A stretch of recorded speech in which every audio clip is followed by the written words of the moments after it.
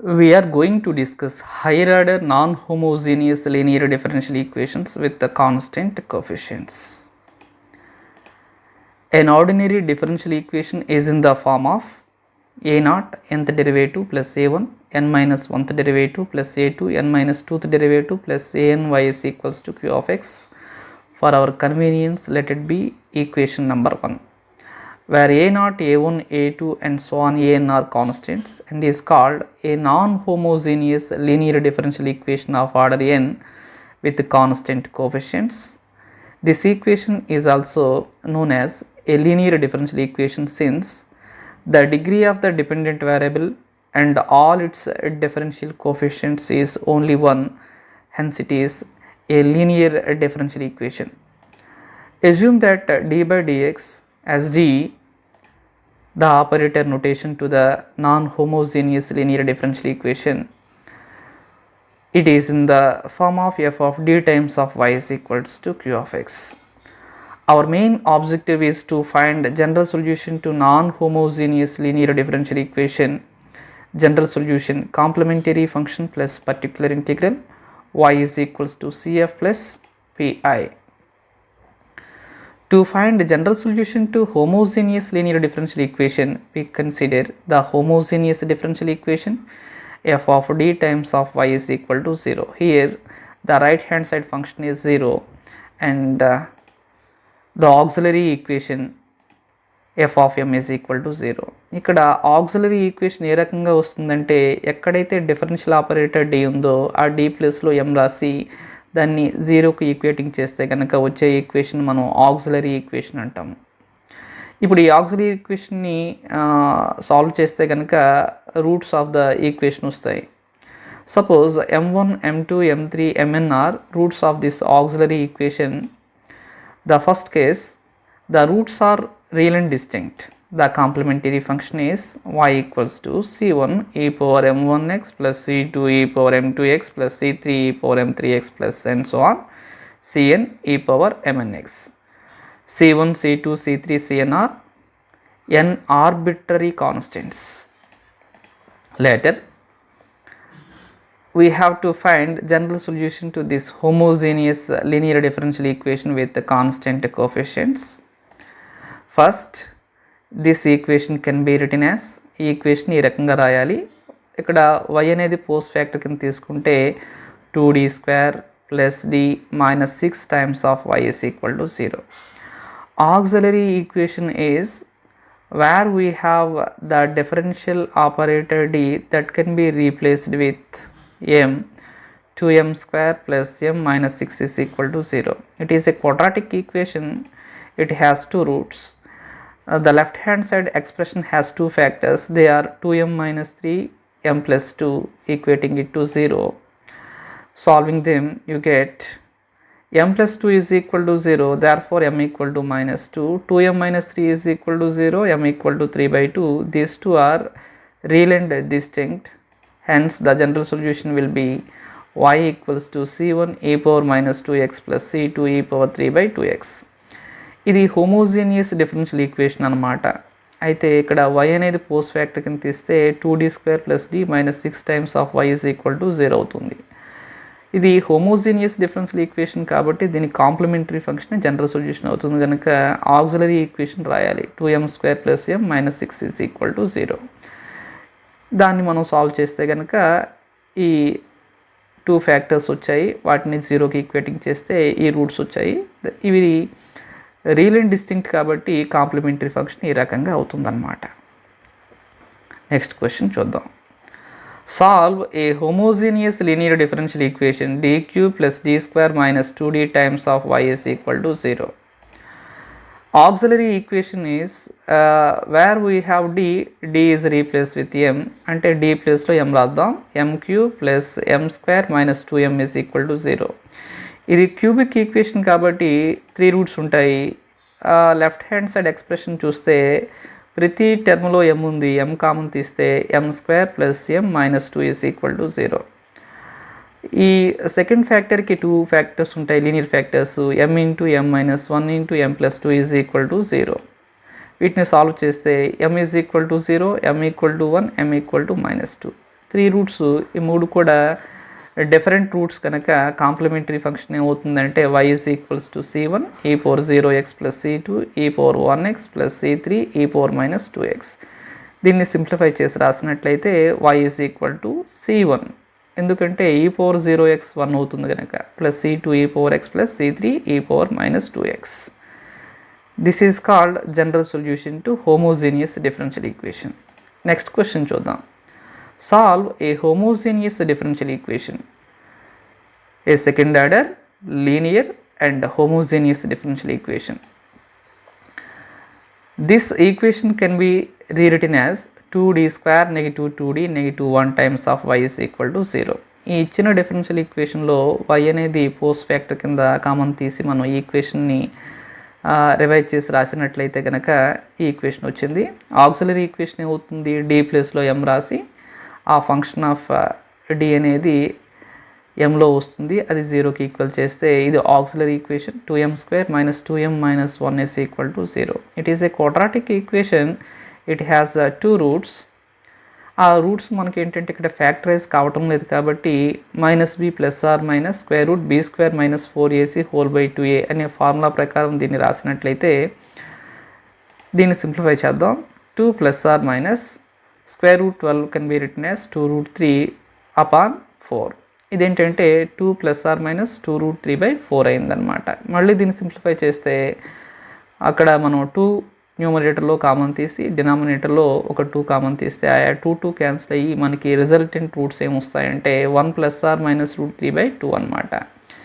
అవి 1 plus root 3 by 2, 1 minus root 3 by 2. ఇవి real and different roots కనుక complementary function ఏ రకంగా రాయొచ్చు. y is equals to c1 e power 1 plus root 3 by 2x plus c2 e power 1 minus root 3 by 2 into x. ఇప్పుడు ఏంటంటే roots అనేవి real and repeated roots. అప్పుడు ఏంటంటే m1 m2 real and equal roots, rest of the roots are different roots. Complementary function ఏమవుతుందంటే ఇవి repeat అయ్యింది కాబట్టి వాటిని లీనియర్లీ ఇండిపెండెంట్ సొల్యూషన్స్ కింద ఎక్స్ప్రెస్ చేయాలి కనుక c1 plus c2x into e power m1x plus m3 నుండి mn రూట్స్ అనేవి డిఫరెంట్ రూట్స్ కనుక వాటిని ఇండిపెండెంట్గా రాయాలి. c3 e power m3x plus c4 e power m4x plus and so on cn e power mnx. ఇది ఏంటంటే కాంప్లిమెంటరీ ఫంక్షన్ అవుతుంది. ఇప్పుడు ఓన్లీ m1 అనేది రిపీట్ అయింది, మిగతావన్నీ కూడా డిఫరెంట్గా ఉన్న సందర్భంలో. ఒకవేళ m1 m2 m3 mr equal అంటే ఇవి రిపీటెడ్ రూట్స్ అన్నమాట, మిగతావన్నీ కూడా డిస్టింక్ట్ రూట్స్ అయితే కనుక కాంప్లిమెంటరీ ఫంక్షన్ ఎట్లా రాయాలి, ఇక్కడ mr రూట్స్ అనేవి మనకి ఈక్వల్ రూట్స్ అంటే రిపీటెడ్ కాబట్టి వాటిని మనం లీనియర్లీ ఇండిపెండెంట్ సొల్యూషన్స్ కింద రాయాలి కనుక c1 plus c2x plus c3x² plus and so on cr x power r minus 1 into e power m1x plus rest of the roots are different roots కనుక cr plus 1 e power mr plus 1x plus and so on cn e power mnx కింద రాయొచ్చు అన్నమాట. Solve a homogeneous second order differential equation. దీనికి solution ఎట్లా రాయొచ్చు, ముందు మనం ఈ ఈక్వేషన్ని రివైజ్ చేసి రాసినట్లయితే d² plus 6d plus 9 times of y is equal to 0. ఇక్కడ yని పోస్ట్ ఫ్యాక్టర్ కింద తీసి రివైజ్ చేసి రాసామన్నమాట. ఆక్సిలరీ ఈక్వేషన్ ఏమవుతుంది, ఎక్కడైతే d ఉందో ఆ d ప్లేస్లో మాత్రమే m రాసి దాన్ని 0కి ఈక్వల్ చేస్తే కనుక m² plus 6m plus 9 is equal to 0. ఇది ఒక క్వాడ్రాటిక్ ఈక్వేషన్ కాబట్టి దీనికి 2 రూట్స్ ఉంటాయి. దీన్ని మనం లెఫ్ట్ హ్యాండ్ సైడ్ ఎక్స్ప్రెషన్ని గ్రూపింగ్ చేసి రాస్తే ఇది పర్ఫెక్ట్ స్క్వేర్ అయింది, m+3 whole square equal to 0. దీన్ని సాల్వ్ చేస్తే కనుక m+3 is equal to 0, m+3 is equal to 0, m equal to -3 that is repeated twice. అంటే రిపీట్ అయిన సందర్భంలో ఎట్లా రామని చెప్పాను, y is equals to c1 plus c2x into e power -3x. Next question చూస్తున్నట్లయితే కనుక solve a fourth order homogeneous linear differential equation. Auxiliary equation ఏమవుతుంది, ఎక్కడైతే ఆపరేటర్ d ఉంటుందో, డిఫరెన్షియల్ ఆపరేటర్ d ఉంటుందో దాని ప్లేస్లో m రాయాలి. m power 4 minus 6m cube plus 12m square minus 8m equal to 0. Fourth degree equation కాబట్టి దీనికి 4 roots ఉంటాయి. ప్రతి టర్మ్ లెఫ్ట్ హ్యాండ్ సైడ్ ఉన్నటువంటి ఎక్స్ప్రెషన్లో m ఉంది కనుక m కామన్ తీస్తే రిమైనింగ్ ఫ్యాక్టర్ ఏమవుతుందంటే క్యూబిక్ ఎక్స్ప్రెషన్తో కూడినటువంటి ఒక ఎక్స్ప్రెషన్ వచ్చింది. దట్ ఈక్వల్ టు 0 చేస్తే మళ్ళీ దీనికి ఈ క్యూబిక్ ఫ్యాక్టర్కి 2 ఫ్యాక్టర్స్ రాశాను. ఒకటి లీనియర్ ఫ్యాక్టర్, రెండోది క్వాడ్రాటిక్ ఫ్యాక్టర్. మళ్ళీ m ఇంటూ m-2 దీన్ని మళ్ళీ గ్రూపింగ్ చేసి రాస్తే m-2 whole square equal to 0 అయింది. ఇక్కడ చూస్తే m is equal to 0, 2 is repeated thrice. The roots are, first root is different root, remaining 3 roots are equal roots, అంటే repeated root అనమాట. అప్పుడు కాంప్లిమెంటరీ ఫంక్షన్ ఏమవుతుంది, y is equals to c1 e power 0x. ఇది ఒక్కటే రాశాను ఎందుకంటే 0 అనేది ఒకే ఒక్క రూట్ కనుక. మిగతా చూస్తే c2 plus c3x plus c4x square e power 2x. ఇవన్నీ కూడా మనకి ఏంటంటే 2 రిపీట్ అయింది కనుక మనం ఈ రకంగా రాయాలి. మొత్తం నెంబర్ ఆఫ్ ఆర్బిటరీ కాన్స్టెంట్స్ ఉన్నాయి 4 అనమాట. Order of the differential equation అంతా 4. కాబట్టి ఈ సొల్యూషన్ని మనం జనరల్ సొల్యూషన్ అని చెప్తాం ఈ హోమోజీనియస్ డిఫరెన్షియల్ ఈక్వేషన్కి సంబంధించి. అయితే ఇక్కడ e పవర్ 0xని మనం సింప్లిఫై చేయొచ్చు కనుక y equals to c1 e power 0x only 1. So c1 into 1 only c1 plus rest of the expression is same అనమాట. దీన్ని మనం హోమోజీనియస్ డిఫరెన్షియల్ ఈక్వేషన్కి జనరల్ సొల్యూషన్ అంటాం. నెక్స్ట్ క్వశ్చన్ చూద్దాం. Solve fourth order homogeneous linear differential equation. Auxiliary equation d ప్లేస్లో m రాసి దాన్ని 0కి ఈక్వేటింగ్ చేద్దాం. m power 4 minus 6m cube plus 13m square minus 12m plus 4 is equal to 0. Fourth degree equation కనుక దీనికి 4 roots ఉంటాయి. మనం ఈ లెఫ్ట్ హ్యాండ్ సైడ్ ఎక్స్ప్రెషన్కి 2 ఫ్యాక్టర్స్, క్వాడ్రాటిక్ ఫ్యాక్టర్స్ నేను ఇక్కడ రాశాను. ఒకటి m-1 హోల్ స్క్వేర్, రెండోది m-2 whole square equal to 0.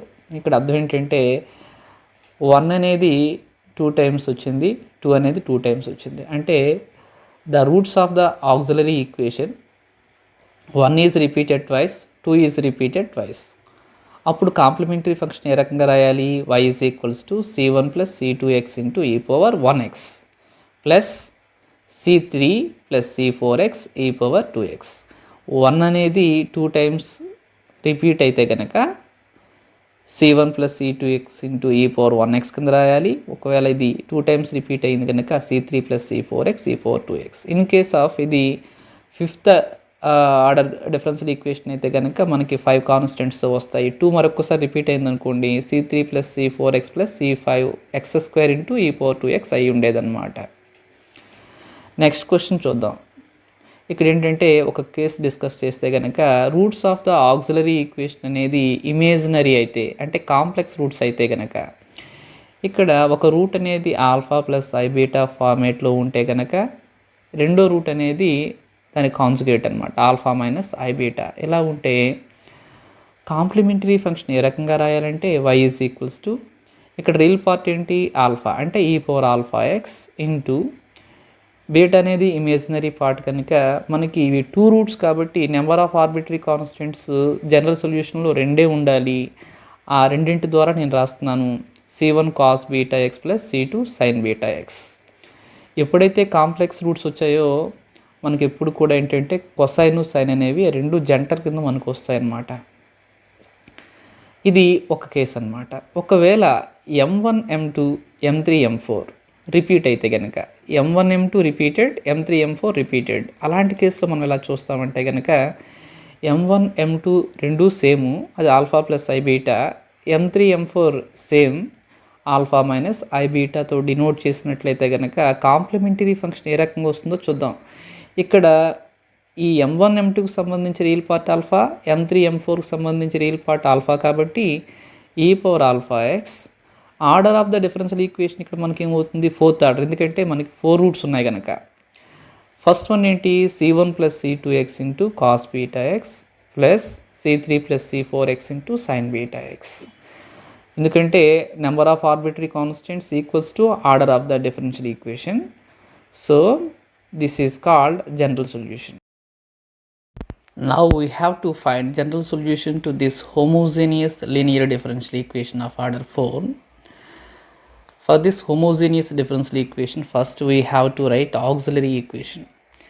ఇలాంటి హోమోజీనియస్ డిఫరెన్షియల్ ఈక్వేషన్ సాల్వ్ చేసేదానికి ఆక్సిలరీ ఈక్వేషన్ కావాలి. ముందు function of differential operator D ఏమవుతుంది, d⁴ + 4. F of M is equal to 0 అనేది ఆక్సిలరీ ఈక్వేషన్ కాబట్టి డి ప్లేస్లో ఎం రాసి చూస్తే m⁴ + 4 = 0. ఇది ఒక 4th డిగ్రీ ఈక్వేషన్ కనుక దీనికి 4 రూట్స్ ఉంటాయి. కానీ ఇక్కడ 4 రూట్స్ మనం ఈ లెఫ్ట్ హ్యాండ్ సైడ్ ఎక్స్ప్రెషన్కి ఫ్యాక్టర్స్ కట్టడం కొంచెం కష్టంగా ఉంది కనుక ఇంట్రెస్టింగ్గా ఈ ఈక్వేషన్ ఎట్లా సాల్వ్ చేద్దామో చూద్దాం ఒకసారి. ఏం చేద్దామంటే without loss of generality add 4m² at the same time subtract 4m² from left hand side expression that equal to 0. అప్పుడు ఏమైంది, m⁴ + 4 + 4m² -4m² = 0. ఈ ఫస్ట్ 3 టర్మ్స్ని గ్రూప్ చేస్తే m² + 2 హోల్ స్క్వేర్ అయింది. లాస్ట్ టర్మ్ని 2m హోల్ స్క్వేర్ కింద రాసి 0కి equal చేసామన్నమాట. ఇది ఒక్కసారి లెఫ్ట్ హ్యాండ్ సైడ్ ఎక్స్ప్రెషన్ మరొకసారి చూస్తే a² - b² ఫామ్లో ఉంది కనుక దీనికి ఫ్యాక్టర్స్ ఏమవుతాయి, a + b × a - b. దాని ప్రకారంగా చూస్తే a ప్లేస్లో m² + 2 రాస్తాం, b ప్లేస్లో 2m రాస్తే ఇది ఒక క్వాడ్రాటిక్ ఫ్యాక్టర్ అయింది. సెకండ్ క్వాడ్రాటిక్ ఫ్యాక్టర్ ఏమవుతుంది, m² + 2 - 2m = 0. మరి ఇప్పుడు ఇదేంటంటే డిసెండింగ్ పవర్స్ ఆఫ్ ఎంలో మనం ఎక్స్ప్రెస్ చేసినట్లయితే m² తర్వాత 2m తర్వాత 2. ఇది ఒక డిసెండింగ్ పవర్స్ ఆఫ్ ఎంలో ఎక్స్ప్రెస్ చేస్తాం. సెకండ్ది కూడా అంతే, m² - 2m + 2 = 0. వీటిని ఇప్పుడు సాల్వ్ చేస్తే m² + 2m + 2 = 0, m² - 2m + 2 = 0. ఇక్కడ దీన్ని పర్ఫెక్ట్ స్క్వేర్ కింద రాసామంటే m + 1 హోల్ స్క్వేర్ -1 వస్తుంది. ఇది m - 1 హోల్ స్క్వేర్ -1 అవుతుంది. వాటిని సాల్వ్ చేస్తే రూట్స్ ఎలా వస్తాయి, -1 ± i, m = 1 ± i. అంటే రూట్స్ వచ్చేసి ఇమేజినరీ రూట్స్, అంటే కాంప్లెక్స్ రూట్స్ వచ్చాయి కనుక కాంప్లిమెంటరీ ఫంక్షన్ ఏ రకంగా రాయొచ్చు, ఇక్కడ రియల్ పార్ట్ వచ్చేసి -1 కాబట్టి e⁻⁻x. రెండోది ఏంటి, మనకి ఇమేజినరీ పార్ట్ వచ్చేసి 1 కాబట్టి c1 cos 1x + c2 sin 1x. రెండోది ప్లస్ ఇది 4th ఆర్డర్ కాబట్టి జనరల్ సొల్యూషన్లో మనకి 4 కాన్స్టెంట్స్తో రాయాలి. రియల్ పార్ట్ వచ్చేసి 1 కనుక e⁻1x, c2 తర్వాత నెక్స్ట్ ఆర్బిటరీ కాన్స్టెంట్ c3 రాయాలి. ఇక్కడ i × 1, ఇమేజినరీ పార్ట్ 1 కాబట్టి cos 1x + c4 sin 1x. ఇదే మనకి ఏమవుతుందంటే కావలసిన జనరల్ సొల్యూషన్ అవుతుంది. దేనికి సంబంధించి, ఈ homogeneous differential equation of 4th ఆర్డర్కి సంబంధించి.